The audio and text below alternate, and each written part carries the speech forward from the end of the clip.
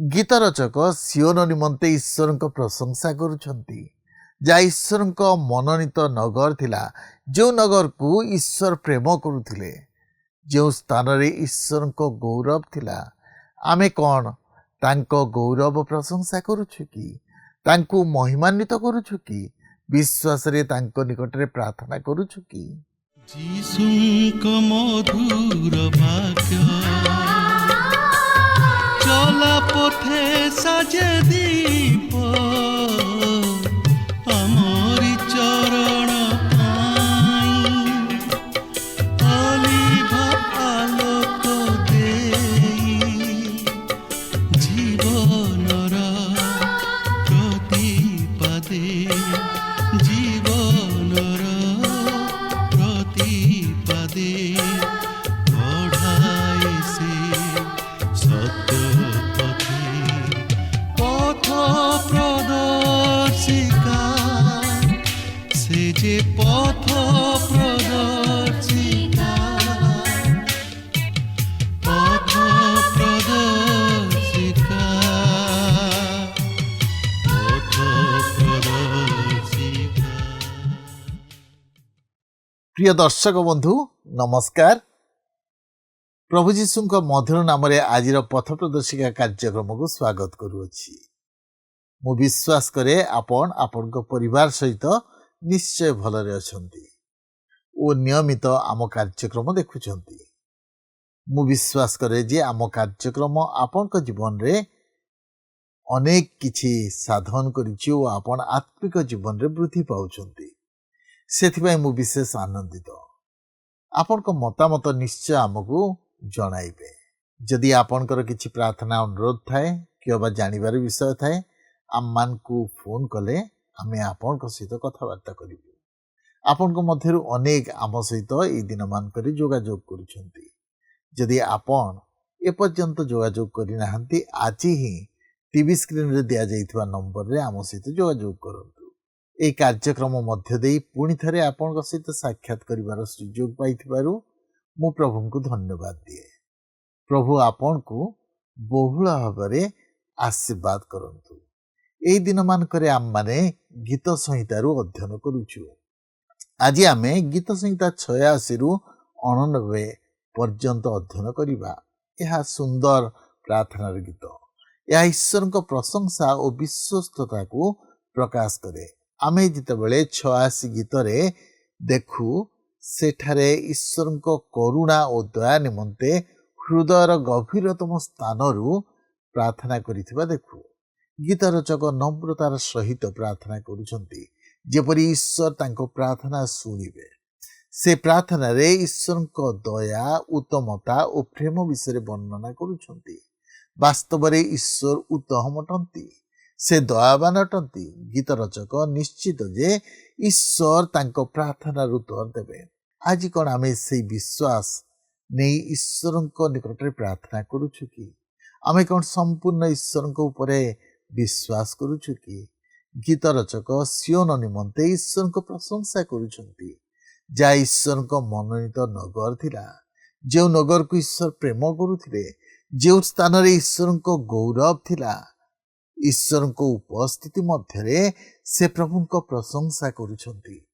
आमे कौन तांको गौरव प्रशंसा करुछु कि तांको महिमा करुछु कि विश्वास रे तांको निकट रे प्रार्थना करुछु कि। तेबे आसंतु ए संपर्क रे अधिक आलोचना करिबा पूर्वरु आमे एक भक्तिमूलक गीत सुनिबा। पाप सब मोर आखिर बतारे लुह होई जाई बही अनुताप नाई जाई झरी झरी कृषिय प्रेम कुस्मारी आशा भरोसा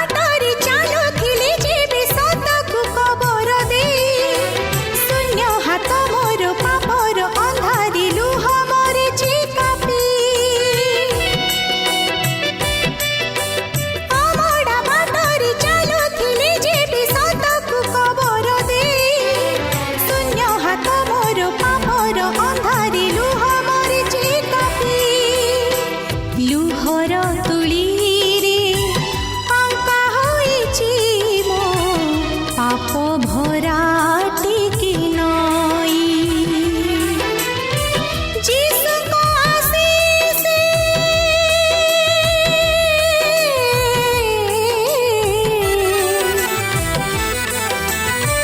जीसु को आशीष छोरी पड़ोसी जीसु को आशीष छोरी पड़ोसी कोटि बास फूल होई। आसतु वर्तमान आम प्रभुंर वाक्य मध्यक जावा। आज आम गीत संहिता 86 पर्वर आम अध्ययन आरंभ करवा। तेबे 86 पर्वर मुख्य प्रसंग होउछि भविष्यत राज्य निमंते दाऊदंक प्रार्थना। वर्तमान आम आउ एक दाऊदंकर गीत मध्यक आसुअछु और यह दाऊदंकर प्रार्थना। यही गीत आपणक जीवन निमंते और मो जीवन निमंते मध्य प्रযোज्य। दाऊदंकर यह थिला एक व्यक्तिगत प्रार्थना जहाँकि आपणक जीवन को और मो जीवन को मध्य तहिरे सामिल कराए। तेबे आम यह गीतर प्रत्येकटी पद को नहीं आलोचना करबा नहीं, मात्र केतोटी मुख्य पद उपरे टिके दृष्टि देवा। तेबे देखंतु 86 पर्वर 11 पदरे एहिपरि लेखा अछि, हे सदाप्रभु तुम्हर पथ मते शिखाओ और मु तुम्ह सत्यतारे गमन करिबी। दाऊद एठारे ख्रीष्ट को लक्ष्य करी एहिपरि कहते नहीं, मात्र आपण को और मते लक्ष्य करी एहिपरि प्रकाश करती। जेहेतु ख्रीष्ट को एहिपरि प्रार्थना करबा कोनोसी आवश्यक नहीं, कारण से पिता ईश्वर महत अभिमत को सफल करने निमंते एही जगत को आसते। मात्र आपण को मते ईश्वर पथ और सत्यता विषय शिक्षा करने को अच्छी, जो पथ और सत्य होउछंती प्रभु यीशु ख्रीष्ट।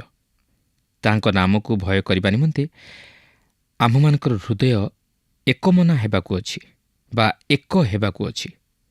ख्रीष्ट पिता ईश्वरंकर महत अभिमत को साधन करने निमंते आसते और से ताहा मध्य साधन कले। मात्र आम्भमानक पक्षे यह स्वतंत्र भिन्न। आमे केबेले सेहीपरि जीवन यापन करने निमंते समर्थ होई परिबा नाही, कारण आमे माने दुर्बल मनुष्य। आमे माने ईश्वरंक निमंते जेतिकी समय देबा पई इच्छा करिथाउ ताहा करि पारि नथाउ।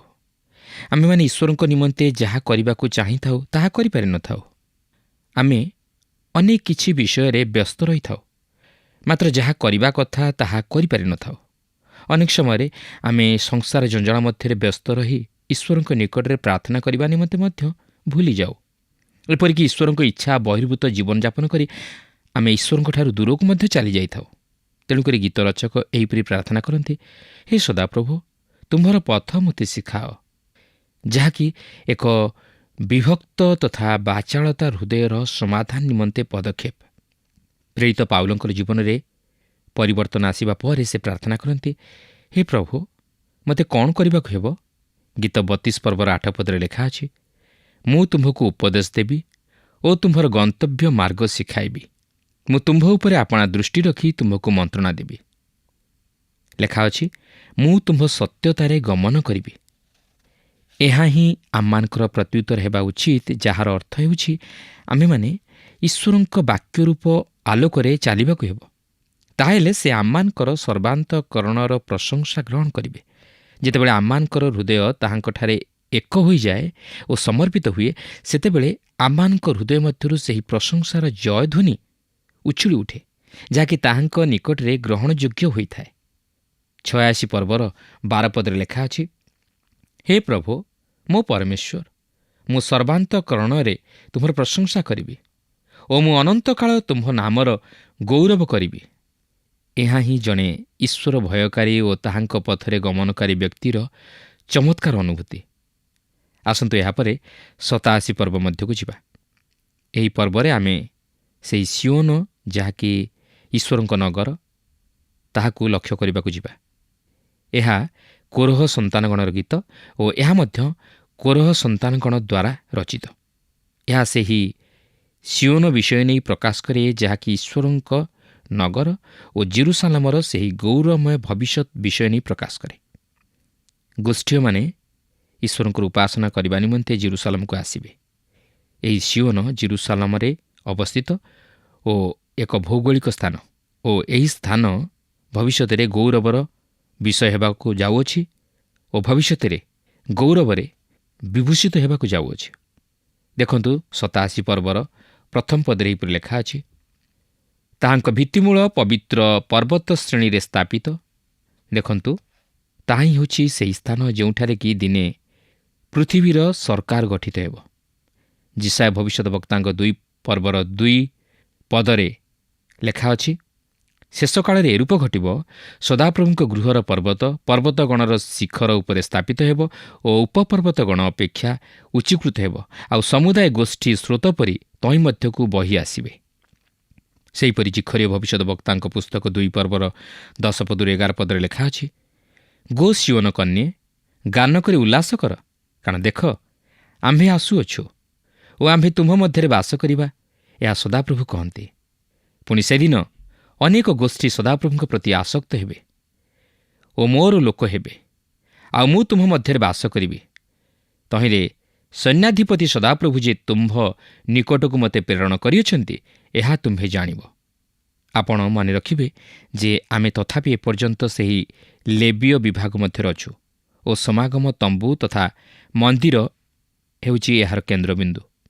87 ପର୍ବର 2 ଓ 3 ପଦରେ ଏହିପରି ଲେଖା ଅଛି, ସଦାପ୍ରଭୁ ଜାକୁବର ସମସ୍ତ ବାସସ୍ଥାନ ଅପେକ୍ଷା ସିଓନର ଦ୍ୱାରସମୂହକୁ ଅଧିକ ସ୍ନେହ କରନ୍ତି। ହେ ପରମେଶ୍ୱରଙ୍କ ନଗରୀ, ତୁମ୍ଭ ବିଷୟରେ ନାନାବିଧ ଗୌରବର କଥା କଥିତ ଅଛି। ଏହି ଏକା ପ୍ରକାରର ଦୃଶ୍ୟ ଏଥିପୂର୍ବରୁ ଗୀତ 48 ପର୍ବର ପ୍ରଥମ 2 ପଦ ମଧ୍ୟରେ ପ୍ରକାଶ କରାଯାଇଅଛି। ଦେଖନ୍ତୁ, ସେଠାରେ ଲେଖା ଅଛି, ଆମ୍ଭମାନଙ୍କ ପରମେଶ୍ୱରଙ୍କ ନଗରରେ ତାହାଙ୍କ ପବିତ୍ର ପର୍ବତରେ ସଦାପ୍ରଭୁ ମହାନ ଓ ଅତ୍ୟନ୍ତ ପ୍ରଶଂସନୀୟ। ଉତ୍ତର ଦିଗସ୍ଥ ସିଓନ ପର୍ବତ ଉଚ୍ଚତାରେ ମନୋହର, ସମଗ୍ର ପୃଥିବୀର ଆନନ୍ଦଜନକ ମହାରାଜାଙ୍କର ନଗର। 87 ପର୍ବର 4 ପଦରେ ଲେଖା ଅଛି, ମୋ ଜାଣିବା ଲୋକଙ୍କ ତୁଲ୍ୟ ମୁଁ ରାହାବ ଓ ବାବିଲକୁ ଉଲ୍ଲେଖ କରିବି। ପଲେଷ୍ଟିଆ ଓ ସୋର ଓ କୁଶକୁ ଦେଖ, ଏହି ଜଣ ସେଠାରେ ଜାତ ହେଲା।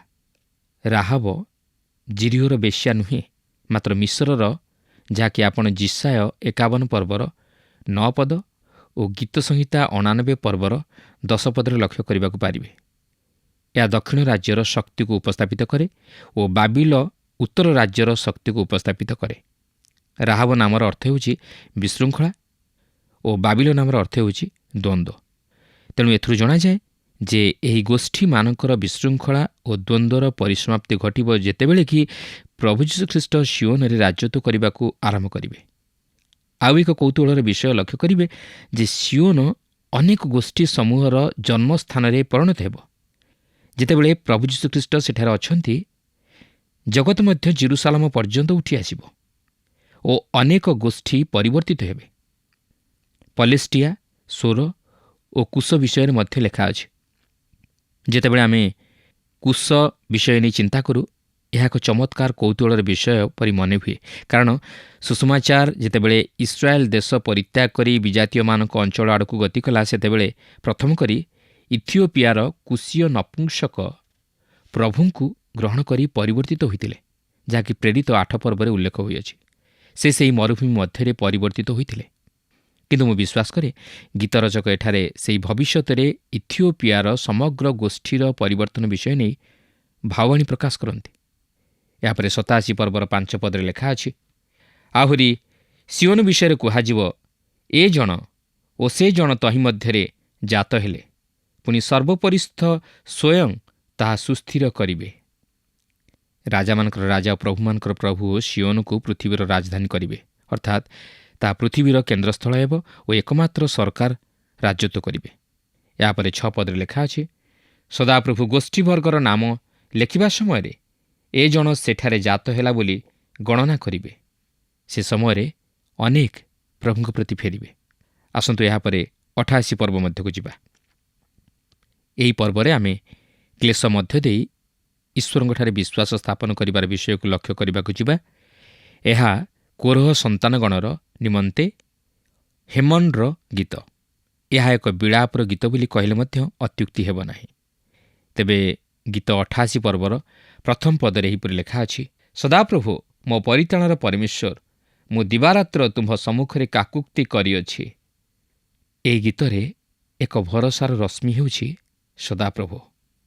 ସଦାପ୍ରଭୁ ମୋ ପରିତ୍ରାଣର ପରମେଶ୍ୱର ଓ ଗୀତରଚକ ତହିଁ ଉପରେ ଭରସା କରନ୍ତି। ତେବେ ଏହି ଗୀତଟି କ୍ଲେଶର ବିଷୟକୁ ପ୍ରକାଶ କରେ, ଯାହାକି ଅନେକଙ୍କ ପ୍ରତି ଘଟିଅଛି। ମାତ୍ର ତଥାପି ଅନେକ କ୍ଲେଶ ମଧ୍ୟ ଦେଇ ଗୀତରଚକ ଈଶ୍ୱରଙ୍କଠାରେ ଭରସା ସ୍ଥାପନ କରନ୍ତି ଓ ତାହାଙ୍କୁ ପରିତ୍ରାଣର ପରମେଶ୍ୱର ଭାବେ ଧରି ରଖନ୍ତି। ତାହା ହିଁ ହେଉଛି ଏହି ଗୀତର ମୁଖ୍ୟ ବିଷୟବସ୍ତୁ। ତେବେ ଦେଖନ୍ତୁ 88 ପର୍ବର 15 ପଦରେ ଏହିପରି ଲେଖା ଅଛି, ମୁଁ ବାଲ୍ୟକାଳଠାରୁ ଦୁଃଖଗ୍ରସ୍ତ ଓ ମୃତକଳ୍ପ, ମୁଁ ତୁମ୍ଭ ତ୍ରାସ ଭୋଗ କରି କରି ଉନ୍ମନା ହୋଇଅଛି। ସେ କ୍ଲେଶ ଭୋଗ କରିବାର ସବୁଠାରୁ ଘଡ଼ିସନ୍ଧି ମୁହୂର୍ତ୍ତରେ ରହିଅଛନ୍ତି। ମୃତ୍ୟୁ ଓ ଅନ୍ଧକାର ତଥା ଈଶ୍ୱରଙ୍କର ଭୟଙ୍କର କ୍ରୋଧ ସବୁକିଛି ଏକତ୍ର ମିଶି ତାହାଙ୍କୁ ଘେରି ଯାଇଅଛନ୍ତି। 16ରୁ 18 ପଦରେ ଲେଖା ଅଛି, ତୁମ୍ଭ ପ୍ରଚଣ୍ଡ କୋପ ମୋ ଉପର ଦେଇ ଯାଇଅଛି, ତୁମ୍ଭର ତ୍ରାସ ସବୁ ମୋତେ ଉଚ୍ଛିନ୍ନ କରିଅଛି। ତାହା ସବୁ ଦିନଯାକ ଜଳ ପରି ମୋ ଚାରିଆଡ଼େ ଉପସ୍ଥିତ, ତାହା ସବୁ ଏକତ୍ର ମୋ ଚାରିଆଡ଼େ ବେଷ୍ଟନ କଲେ।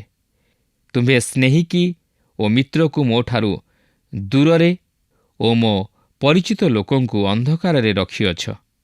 ଏହି ଗୀତଟି ଅନ୍ଧକାର ମଧ୍ୟରେ ସମାପ୍ତ ହୁଏ। ଏହା ଭୟଙ୍କର କ୍ଲେଶକୁ ପ୍ରକାଶ କରେ। ତଥାପି ଗୀତରଚକ କହନ୍ତି, ସଦାପ୍ରଭୁ ମୋ ପରିତ୍ରାଣର ପରମେଶ୍ୱର।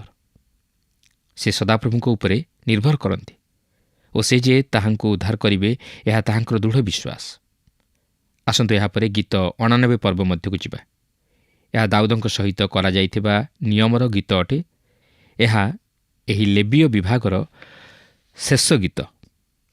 ଏହି ମହାନ ଗୀତଟି ଇସ୍ରାହୀୟ ଏଥନଙ୍କ ଦ୍ୱାରା ରଚିତ। ଏହା ଏକ ମସ୍କିଲ, ଯାହାର ଅର୍ଥ ହେଉଛି ଉପଦେଶ ପ୍ରଦାନ। ଏଥନ ସମ୍ଭବତଃ ଜଣେ ସଙ୍ଗୀତଜ୍ଞ ଥିଲେ, ଯେ କି ଲେବୀୟ ବଂଶଧର ଥିଲେ। ଏହି ଗୀତରେ ଈଶ୍ୱରଙ୍କ ବିଶ୍ୱସ୍ତତା ଉପରେ ବିଶେଷ ପ୍ରାଧାନ୍ୟତା ଦିଆଯାଇଅଛି। ପ୍ରାୟ 10 ଥର ଏହି ଗୀତରେ ଈଶ୍ୱରଙ୍କ ବିଶ୍ୱସ୍ତତା ପ୍ରକାଶ କରାଯାଇଅଛି। ତେଣୁ ଏଥିରୁ ସ୍ପଷ୍ଟ ଜଣାଯାଏ ଯେ ଗୀତରଚକ ଈଶ୍ୱରଙ୍କ ବିଶ୍ୱସ୍ତତା ଉପରେ ବିଶେଷ ଗୁରୁତ୍ୱ ପ୍ରଦାନ କରନ୍ତି।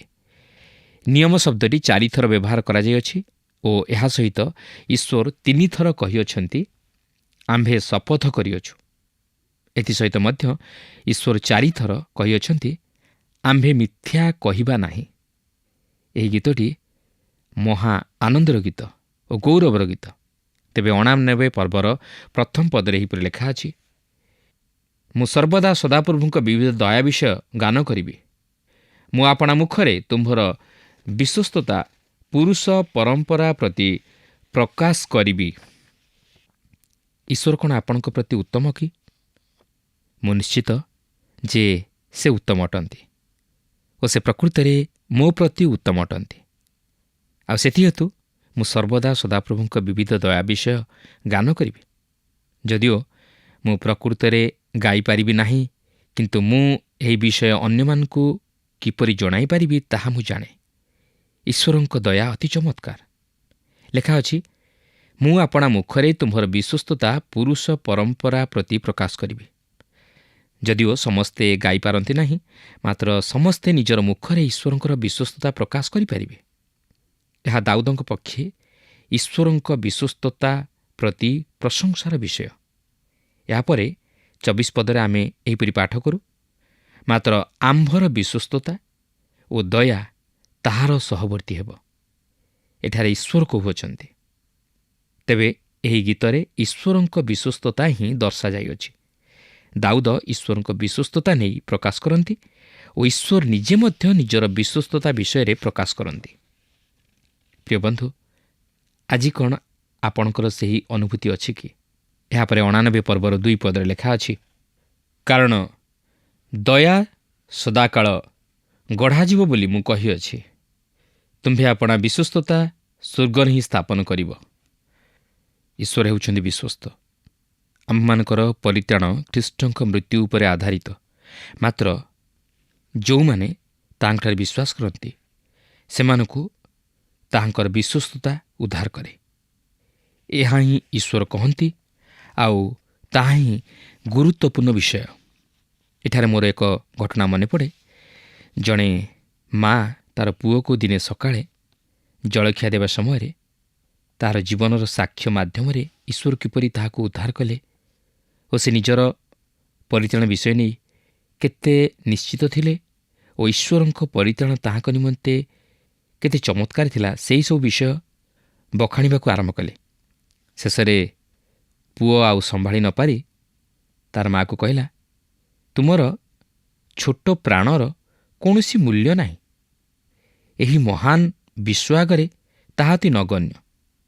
ଈଶ୍ୱର ତୁମକୁ ଭୁଲି ଯାଇଥାଇପାରନ୍ତି କିମ୍ବା ସେ ତୁମକୁ ସ୍ମରଣ ରଖି ନ ପାରନ୍ତି। ସେ ବାରମ୍ବାର ସେହିପରି କହିବାକୁ ଲାଗିଲା। ତାପରେ ସେ କହିଲେ, ପୁଅରେ, ମୁଁ ଏହି ବିଷୟ ନେଇ ଚିନ୍ତା କରି ଆସୁଅଛି। ହୋଇପାରେ ତୋର କହିବାଟା ଠିକ୍। ଏହା ହୋଇପାରେ ଯେ ମୋର ପ୍ରାଣର କିଛି ମୂଲ୍ୟ ନାହିଁ। କିନ୍ତୁ ମୁଁ ଯଦି ମୋର ପ୍ରାଣ ହରାଏ, ତାହେଲେ ମୋ ଠାରୁ ଅଧିକ ଈଶ୍ୱର ତାହା ହରାନ୍ତି। ତାହାଙ୍କର ପୁଅ ପଚାରିଲେ, ତାହାଦ୍ୱାରା ତୁମେ କ'ଣ ବୁଝ? ତାହାଙ୍କର ପ୍ରତ୍ୟୁତ୍ତର ଥିଲା, ମୁଁ ଯଦି ମୋର ପ୍ରାଣ ହରାଏ, ତେଣୁ ମୁଁ ବିଶେଷ କିଛି ହରାଇବି ନାହିଁ। କିନ୍ତୁ ଈଶ୍ୱର ବହୁତ କିଛି ହରାଇବେ। ସେ ତାହାଙ୍କର ବାକ୍ୟ ହରାଇବେ, ତାହାଙ୍କର ସୁଖ୍ୟାତି ହରାଇବେ, କାରଣ ସେ କହିଲେ ସେ ମୋତେ ଉଦ୍ଧାର କରିବେ। ପ୍ରକୃତରେ ସେହି ପୁଅର ମା ଠିକ୍ କହିଲେ। ଆଉ ଈଶ୍ୱର ତାଙ୍କର ସୁଖ୍ୟାତି ହରାଇବେ ଯଦି ସେ ଦାଉଦଙ୍କ ପ୍ରତି ତାହାଙ୍କର ନିୟମକୁ ସଫଳ ନ କରନ୍ତି। ମାତ୍ର ଈଶ୍ୱର ପ୍ରତିଜ୍ଞାରେ ବିଶ୍ୱସ୍ତ। ଏହାପରେ 89 ପର୍ବର 3 ପଦରେ ଲେଖା ଅଛି, ଆମ୍ଭେ ଆପଣା ମନୋନୀତ ଲୋକ ସଙ୍ଗେ ନିୟମ କରିଅଛୁ, ଆମ୍ଭେ ଆପଣା ଦାସ ଦାଉଦ ସଙ୍ଗେ ଶପଥ କରିଅଛୁ। ଈଶ୍ୱର କହନ୍ତି ସେ ଦାଉଦଙ୍କ ସହିତ ଏକ ନିୟମ କରିଅଛନ୍ତି। ଏହାପରେ 5 ପଦରେ ଲେଖା ଅଛି, ହେ ସଦାପ୍ରଭୁ, ସ୍ୱର୍ଗ ତୁମ୍ଭ ଆଶ୍ଚର୍ଯ୍ୟ କ୍ରିୟାର ପ୍ରଶଂସା କରିବ, ମଧ୍ୟ ପବିତ୍ର ଗଣର ସମାଜରେ ତୁମ୍ଭ ବିଶ୍ୱସ୍ତତାର ପ୍ରଶଂସା କରିବ। ଗୀତ 19 ପର୍ବର 1 ପଦରେ ଲେଖା ଅଛି, ଆକାଶମଣ୍ଡଳ ପରମେଶ୍ୱରଙ୍କ ଗୌରବ ବର୍ଣ୍ଣନା କରେ ଓ ଶୂନ୍ୟମଣ୍ଡଳ ତାହାଙ୍କ ହସ୍ତକୃତ କର୍ମ ପ୍ରକାଶ କରେ। ମାତ୍ର ତାହାଙ୍କର ବିଶ୍ୱସ୍ତତା ଏହି ସମସ୍ତ ଅପେକ୍ଷା ଅଧିକ ତାହାଙ୍କର ଗୌରବ ପ୍ରକାଶ କରିବ। ଆମମାନଙ୍କ ପ୍ରତି ତାହାଙ୍କର ବିଶ୍ୱସ୍ତତା ଆମମାନଙ୍କର ପ୍ରଶଂସା ଧରି ରଖେ। ଏହାପରେ 89 ପର୍ବର 8 ପଦରେ ଲେଖା ଅଛି, ହେ ସଦାପ୍ରଭୁ, ସେନାଧିପତି ପରମେଶ୍ୱର, ହେ ଯା, ତୁମ୍ଭ ତୁଲ୍ୟ ବିକ୍ରମୀ କିଏ? ତୁମ୍ଭ ବିଶ୍ୱସ୍ତତା ତୁମ୍ଭ ଚତୁର୍ଦ୍ଦିଗରେ ବିଦ୍ୟମାନ। ଆମେ ଏଠାରେ ସ୍ପଷ୍ଟ ଭାବେ ଈଶ୍ୱରଙ୍କ ବିଶ୍ୱସ୍ତତାର ପରିଚୟ ପାଉଅଛୁ। ଏହାପରେ 89 ପର୍ବର 20 ପଦରେ ଲେଖା ଅଛି, ଆମ୍ଭେ ଆପଣା ଦାସ ଦାଉଦକୁ ପାଇଅଛୁ, ଆମ୍ଭ ପବିତ୍ର ତୈଳରେ ଆମ୍ଭେ ତାହାକୁ ଅଭିଷିକ୍ତ କରିଅଛୁ। ଈଶ୍ୱର କହନ୍ତି ଯେ ଈଶ୍ୱର ଦାଉଦଙ୍କ ନିକଟରେ ଯାହା ପ୍ରତିଜ୍ଞା କରିଥିଲେ, ତହିଁରେ ସେ ସ୍ଥିର ରୁହନ୍ତି। ଏହାପରେ 89 ପର୍ବର 21ରୁ 24 ପଦ ମଧ୍ୟରେ ଆମେ ଦେଖୁ ଲେଖା ଅଛି, ଆମ୍ଭ ହସ୍ତ ତାହା ସଙ୍ଗରେ ସ୍ଥିରୀକୃତ ହୋଇ ରହିବ, ମଧ୍ୟ ଆମ୍ଭର ବାହୁ ତାହାକୁ ବଳବାନ କରିବ। ଶତ୍ରୁ ତାହା ପ୍ରତି ଉପଦ୍ରବ କରିବ ନାହିଁ, କିମ୍ବା ଦୁଷ୍ଟତାର ସନ୍ତାନ ତାହାକୁ କ୍ଲେଶ ଦେବ ନାହିଁ। ଆମ୍ଭେ ତାହାର ବିପକ୍ଷ ଗଣକୁ ତାହା ସମ୍ମୁଖରେ ଚୂର୍ଣ୍ଣ କରିବା ଓ ତାହାର ଘୃଣାକାରୀମାନଙ୍କୁ ଆଘାତ କରିବା। ମାତ୍ର ଆମ୍ଭର ବିଶ୍ୱସ୍ତତା ଓ ଦୟା ତାହାର ସହବର୍ତ୍ତୀ, ପୁଣି ଆମ୍ଭ ନାମରେ ତାହାର ଶୃଙ୍ଗ ଉନ୍ନତ ହେବ। କେତେ ଚମତ୍କାର ବିଷୟ! ଏହା ହିଁ ଥିଲା ଦାଉଦଙ୍କ ପ୍ରତି ଈଶ୍ୱରଙ୍କ ମହାନ ପ୍ରତିଜ୍ଞା ଓ ସେ ମଧ୍ୟ ତହିଁରେ ସ୍ଥିର ଅଟନ୍ତି। ପ୍ରଭୁ ପ୍ରତ୍ୟେକଙ୍କୁ ଆଶୀର୍ବାଦ କରନ୍ତୁ। ଆଶା କରୁ ଆଜିର କାର୍ଯ୍ୟକ୍ରମ ଆପଣଙ୍କୁ ନିଶ୍ଚୟ ଭଲ ଲାଗିଥିବ ଓ ଆପଣ ଆତ୍ମିକ ଜୀବନରେ ଉପକୃତ ହୋଇଥିବେ। ଆମେ ଆଜିର ଅଧ୍ୟୟନରେ ଲକ୍ଷ୍ୟ କଲୁ ଯେ ଗୀତ ରଚକ ଈଶ୍ୱରଙ୍କ ଉପସ୍ଥିତି ନିମନ୍ତେ ତାଙ୍କ ପ୍ରଶଂସା କରୁ କରୁ ତାଙ୍କ ନିକଟରେ ପ୍ରାର୍ଥନା କରୁଛନ୍ତି ଓ ଈଶ୍ୱରଙ୍କ ପ୍ରଶଂସା କରୁଛନ୍ତି। ତାଙ୍କ ବିଶ୍ୱସ୍ତତା ନିମନ୍ତେ ପ୍ରଶଂସା କରୁଛନ୍ତି। ସେ ଈଶ୍ୱରଙ୍କ ଦୟାକୁ ସ୍ମରଣ କରୁଛନ୍ତି ଯେ ସେ ଯୁଗାନୁଯୁଗ ବିଶ୍ୱସ୍ତ, ତାହା ସେ ଘୋଷଣା କରୁଛନ୍ତି। ଦାଉଦଙ୍କ ପ୍ରତି ଈଶ୍ୱର ଯେଉଁ ଯେଉଁ ନିୟମ କରିଥିଲେ ତାକୁ ସ୍ମରଣ କରୁଛନ୍ତି। ସେ ପ୍ରାର୍ଥନା କରୁଛନ୍ତି ଯେ ପରମେଶ୍ୱର, ତୁମେ ସମସ୍ତ ଶତ୍ରୁମାନଙ୍କ ଠାରୁ ଆମକୁ ଉଦ୍ଧାର କର। ଆଜି କ'ଣ ଆମେ ଈଶ୍ୱରଙ୍କ ଠାରେ ସମ୍ପୂର୍ଣ୍ଣ ବିଶ୍ୱାସ କରୁଛୁ କି ସେ ଯେ ଆମ ପ୍ରାର୍ଥନା ଶୁଣନ୍ତି ଓ ଉତ୍ତର ଦିଅନ୍ତି ତାହା ଘୋଷଣା କରୁଛନ୍ତି? ଆଜି କ'ଣ ଆମର ସେଇ ବିଶ୍ୱାସ ଓ ଭରସା ପ୍ରଭୁଙ୍କ ଉପରେ ଅଛି କି? आमे कौन प्रभु जीशुଙ୍କ निकटरे हृदयर सहित प्रार्थना करुछु कि आज तो आम समय शेष है परवर्ती कार्यक्रम पुणी आपण सहित साक्षात हम किंतु आपण ठारू विदाय नवा पूर्वर आसंतु प्रार्थना करिबा। दयालु स्वर्गस्थ पिता आमे तुमर धन्यवाद करुछु प्रभु तुम्हें आम प्रार्थनार उत्तरदाता परमेश्वर आमे जिते प्रभु तुम निकट प्रार्थना करू तुम्हें आम प्रार्थना शुणी था उत्तर दे था प्रभु विशेष कर धन्यवाद देउछु दाऊद जीवन पर प्रभु से संपूर्ण तुम पर भरोसा रखी विश्वास करथिले तांकर से भरोसा थिला जे तुम्हें तांको प्रार्थना उत्तर देव प्रभु आम को तुम्हें से भरोसा दियो प्रभु आमे जेपरी संपूर्ण विश्वास सहित तुम निकट प्रार्थना करूँ एवं प्रार्थना उत्तर पाइबू से अनुग्रह तुम्हें आम दान कर आम सकल दोष दुर्बलता तुम्हें काढ़ी नियो आम को तुम शक्ति शक्तियुक्त कर प्रभु तुम ऊपर निर्भर रखी जीवन काटिबा तुम्हें साहाय्य कर प्रभु जो माने विभिन्न समस्या मध्य अच्छा दुख मध्य अच्छा समान दुख समस्या को तुम्हें दूर कर समान को एक विजय जीवन काटिबा साहाय्य कर प्रभु धन्यवाद देउछु तुम्हें आममानकर प्रतिटी प्रार्थना शुणिछ उत्तर देइछ से धन्यवाद देउछु एई समय पुणी थे निज निज को तुम निकट समर्पण करिए यही प्रार्थना आममान निमंते प्राण देइथिबा प्रिय जीशुक नाम मागिलु आमीन। बहुत बहुत धन्यवाद प्रभु आपन को आशीर्वाद करंतु। गत प्रश्नर उत्तरटी होची सी मंडली। आजिर प्रश्न होची राहब नामर अर्थ कौन? ए विशृंखला, बी शांति, सी आनंद, डी शक्ति।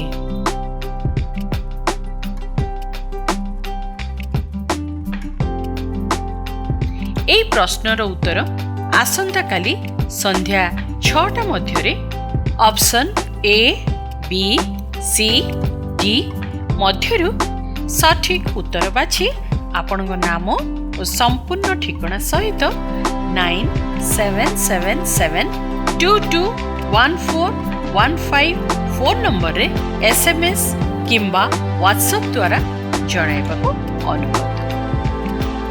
जदि आपको आम कार्यक्रम भल लगुच तेबे 044490812996 रे मिस्ड कॉल दे विजय होई परिबे। गत सप्ताहर विजय दर्शक बंधु हेले गंजाम रु शांतियल दल बेहेरा।